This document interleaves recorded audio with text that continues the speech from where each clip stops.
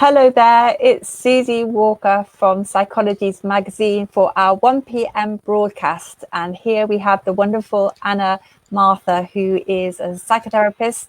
And we're going to be talking about how to reclaim our headspace from anxiety. I think many of us are struggling at the moment. I think what I'm finding, Anna, is that so many of us are struggling a little bit more with anxiety perhaps now than at the beginning of the lockdown. And there was a kind of lockdown, and we're going to be on lots of Skype calls, and we're going to do this and we're going to do that, and it was a novelty value. So many plans. And now we're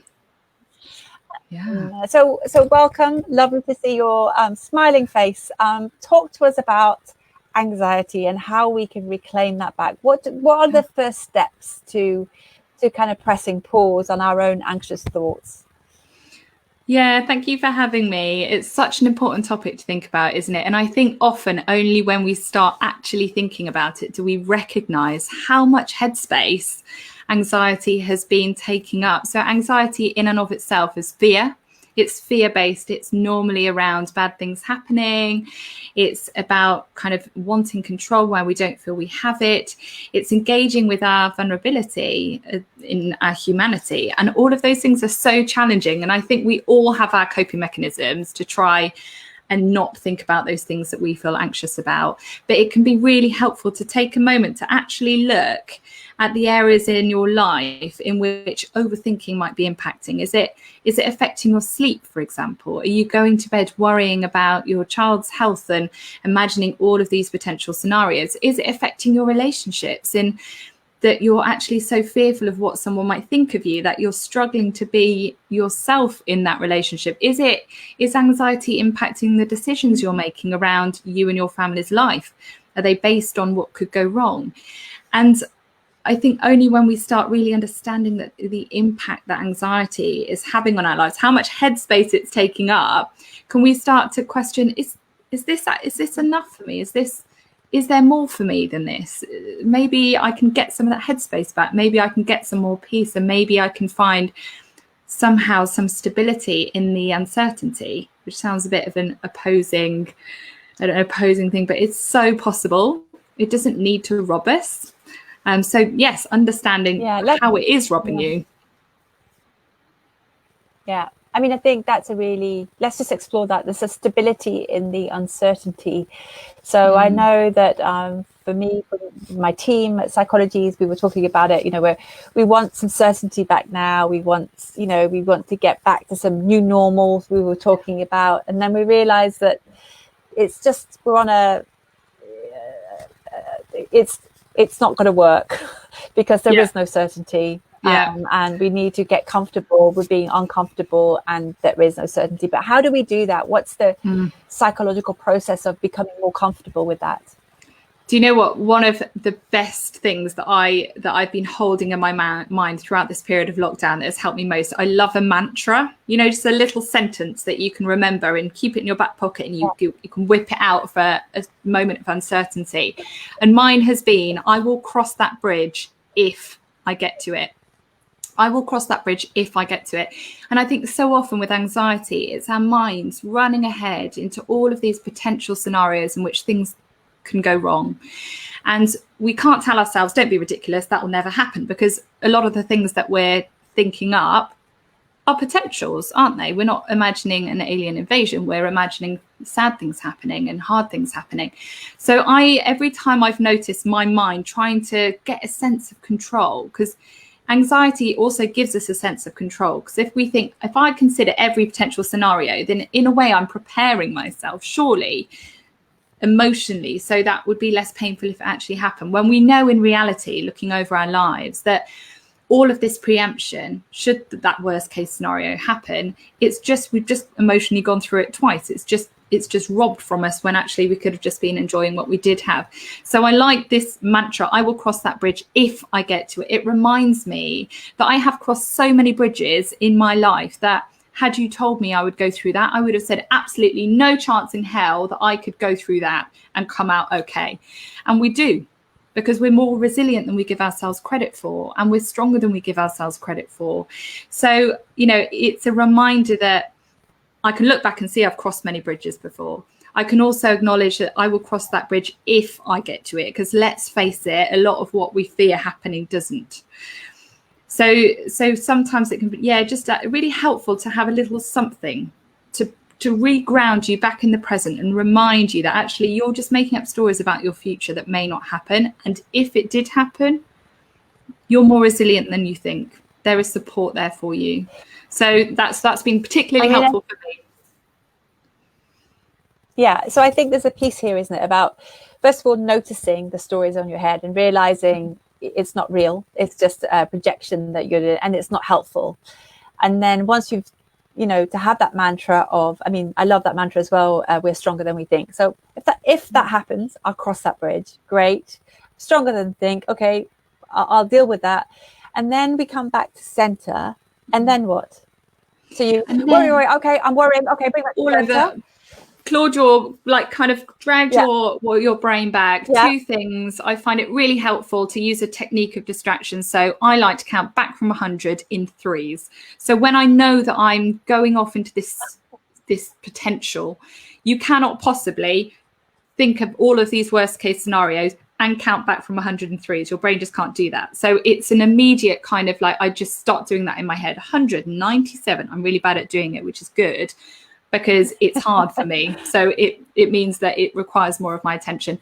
And the other thing, I think we can so often acknowledge that even talking about this, I don't know about you, Susie, but my heart rate's increasing and I'm feeling quite frantic.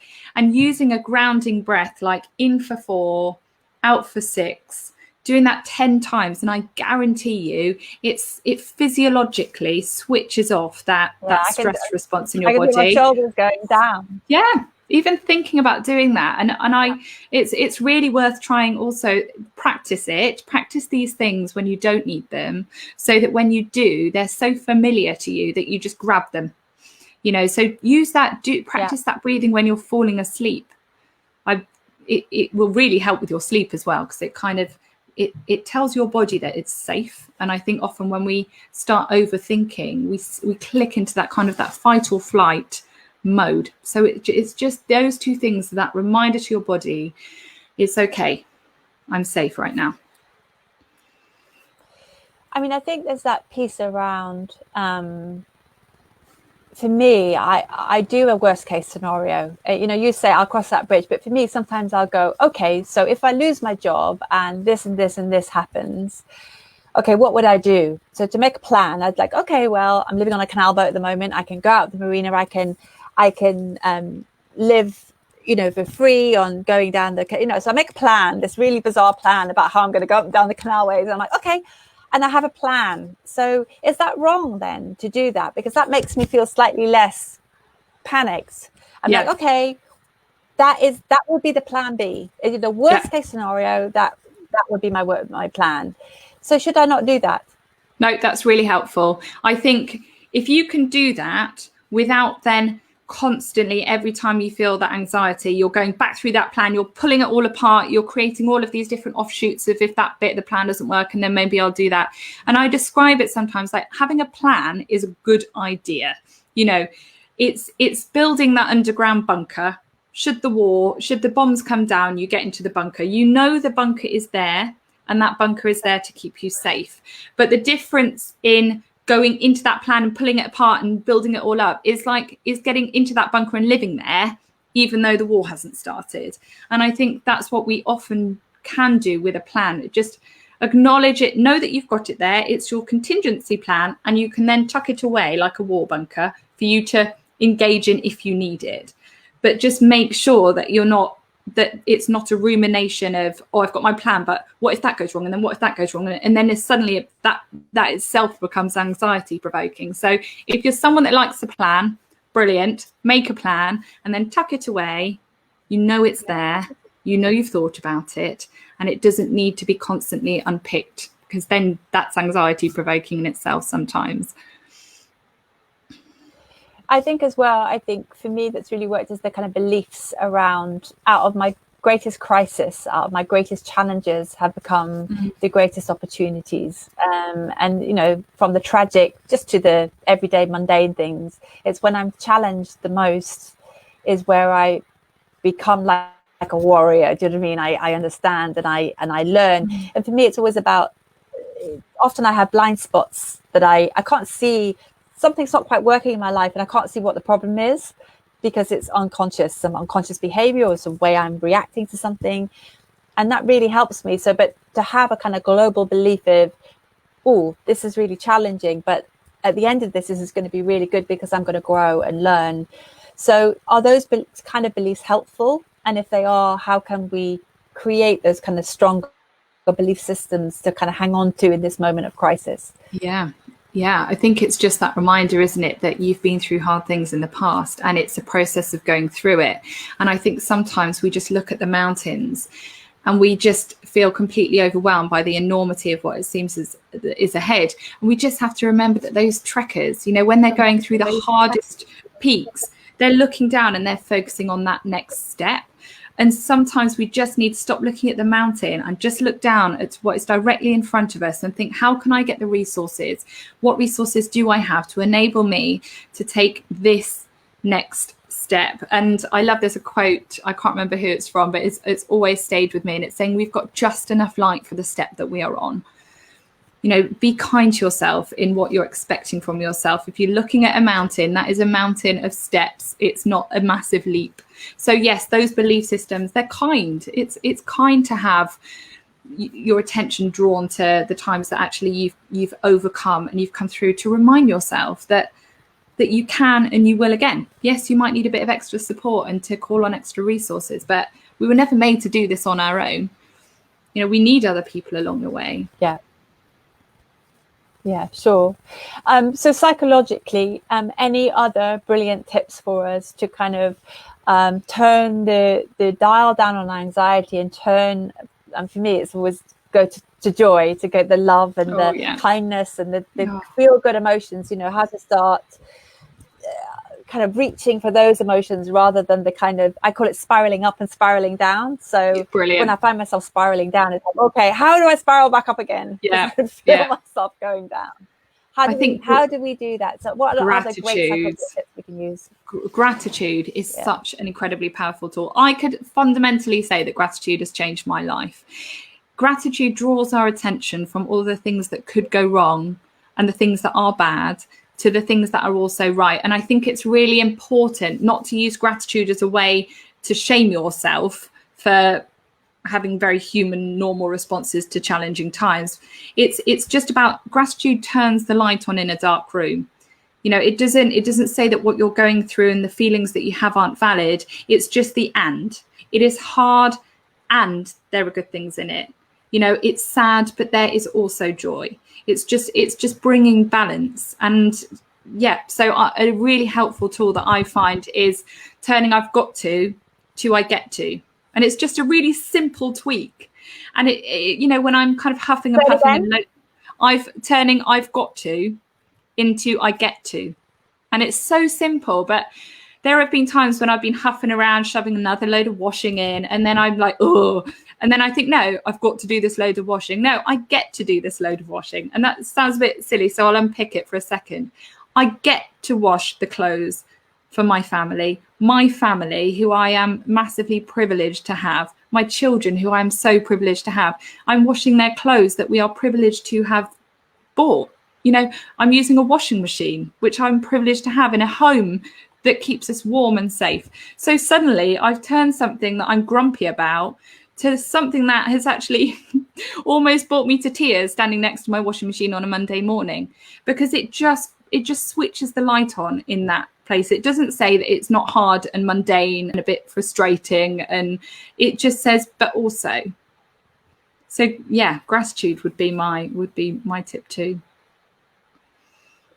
Your superpower, is these things. I mean, and for us at Psychologies, the whole magazine is full of these tools and things that people can use. And I mean, I'm such a fan of therapy and coaching and, to do the inner work. So, I would say is start with the inner work. look at, your belief system, look about the way you're thinking, challenge the way you're thinking. Is there a better way to think, but there's millions and millions of ways. You don't need to do therapy or coaching, although I do believe in it, but it's just, there are so many ways to be able to spiral up, to turn the light on. And you don't have to be sort of sitting in the dark, be feeling absolutely terrible. There is a way out. So, I was saying yesterday that, some of our readers do cold sea swimming. You know what I mean? So it's just about changing, not me. Just a different sensation, and it bringing you back, doesn't it? It kind of snaps you back into the now, the sensations of the now, the reality, and the living in the now, which is actually, we spend a lot of time living in the future, a lot of time being impacted by the past, but this is where the living is to be done. This is it. This is this moment. This is it. So the more, yes, we've got to think about the future. Yes, it's right to acknowledge the past as well and explore that for the impact that it's having on our now, so that we can free ourselves from some of those the challenges that we've experienced. But anything that is robbing us from this experience of life that we only have in this moment, it's so worth getting tips and tools and techniques. And that's what your magazine is just like packed with them, which is brilliant, just to give you hope. There's so much hope. Yeah, I mean, there is so much hope in it. I know what it feels to feel hopeless. I really do. And a lot of my team, sometimes we sit. The features meetings are like therapy sessions. So we sit down and I think, that's why you're so wise, because they have also been in places, be it mental health or challenges that we've all faced. And that's the thing is, you're not alone. We've all struggled, but there is a way through and there is a way up. And thank you very much for your wisdom today. And in terms of gratitude and dealing with anxiety and dealing with the everyday and living in the present, they're great fundamental building blocks to live a happier, healthier life. So it's brilliant. Anna, thank you so much for your time today. I really, really appreciate it. Anna's going to do a Instagram takeover for us on mental wellness. So I will be promoting that soon. So thank you so much for joining us today, Anna. Lots of love. Thank you for having me. Thank you for having me. It's been an honor. Bye. Thank you. Bye-bye. Bye.